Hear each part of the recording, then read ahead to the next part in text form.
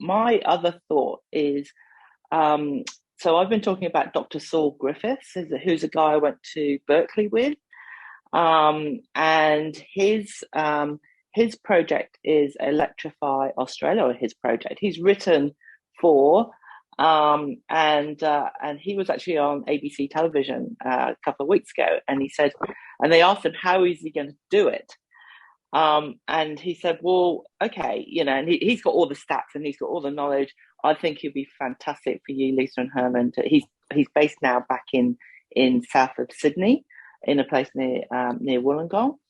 And what he's done is he goes, right, we're going to put it into action. We're actually going to do a case study of electrifying 2151, which is actually his suburb, his postcode.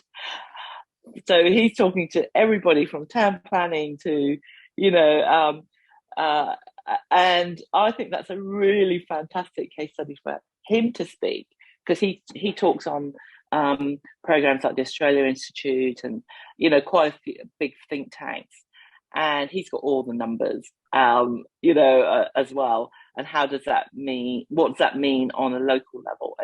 And I know that the Biden administration, when he was still living in San Fran, came and spoke to him about electrifying of America, because he's published a number of books around looking at the what is practical that we can do now, in terms of because like exactly what you're saying, it's already happened and it's gone, and what can we actually practically do now to make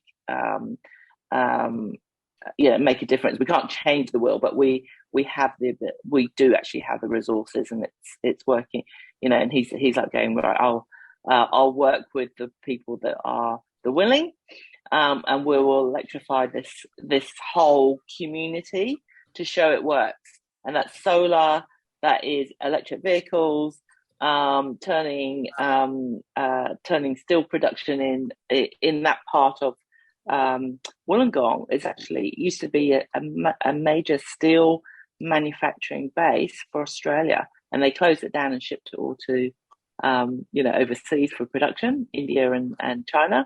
And we're saying there's actually an industry and infrastructure here to do everything on, in terms of producing solar panels and batteries and, and that kind of thing. Well, let me put that in the link. Yeah, I'd like to jump in on piggyback on what Pearl is saying, because I do think that non-profit have a huge role as real labs of regeneration and of using all kinds of ways that corporates would never think of. And this forum could be unique if we could bring corporates and non-profits together. If we could bring World Vision's Other Lab or Vinny's, just mentioning the three things that Pearl mentioned, together with corporates, because I think these kind of work in different silos doesn't help humanity. That everyone works in his own field and doesn't relate to what people are doing in other ways is not profitable. We have to go for a win-win-win, and a win-win-win for me is corporate, for example, working with non-profits. Yeah, and governments as well. They're definitely non-profit. Corporates, non-profits, and governments. And what about universities, which is also, I think it's a good idea. Yeah, well, Lucille works with universities, Pearl works with non-profits. We've got the right people to bring different silos together. Very true.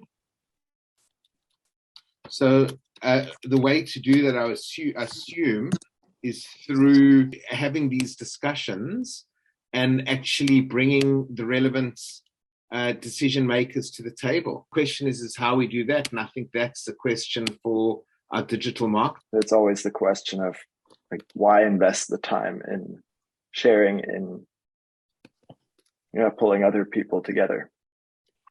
I guess for me, the problem I have this morning is that I'm more overwhelmed and depressed than I was half an hour ago. Sure. And that's not a great way to start my Friday. Yeah. 80% of the world's waste is going into the oceans unfiltered. Yeah. 69% or whatever it is of animals aren't here that were here. Of wild animals.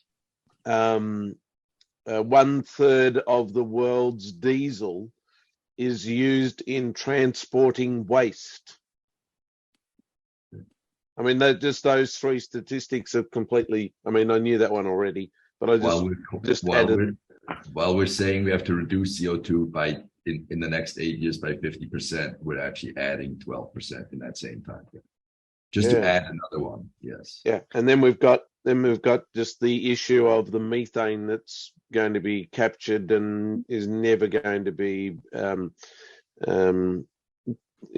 out of the atmosphere if we don't do anything in the next 10 years. So well, and it's starting to one of the things we wrote about in this in Another Planet is about the methane holes, so that as the permafrost melts, right, it's been a lid over all that methane that's underground.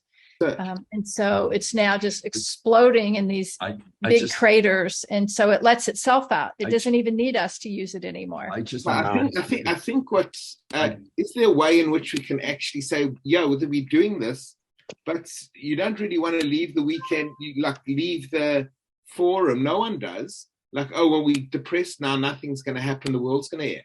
No, that's the whole idea of the whole idea, Brendan. I appreciate your depression. I share it. If we're not depressed about these realities, we're blind. We're blind. But there's other realities to say there's things that we can do. But so the point of Another Planet is exactly that, is when are we going to finally step into the situation for what it is, right? When are we, the notion behind Another Planet is to say, if we went to Mars, we wouldn't pretend that it's not a problem if whatever it is. We would just say, okay, here's reality.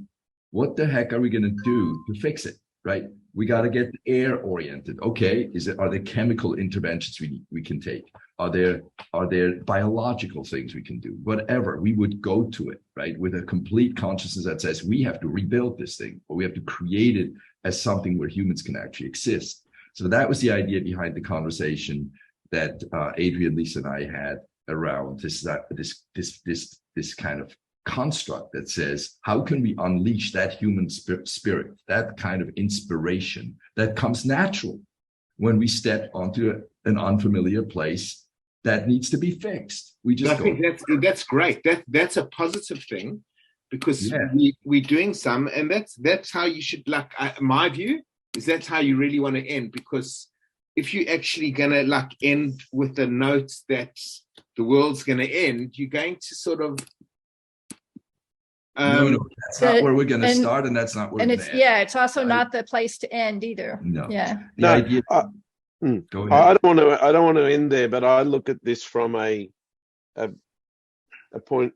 I love what you're saying, Herman and Lisa, and it's just wonderful.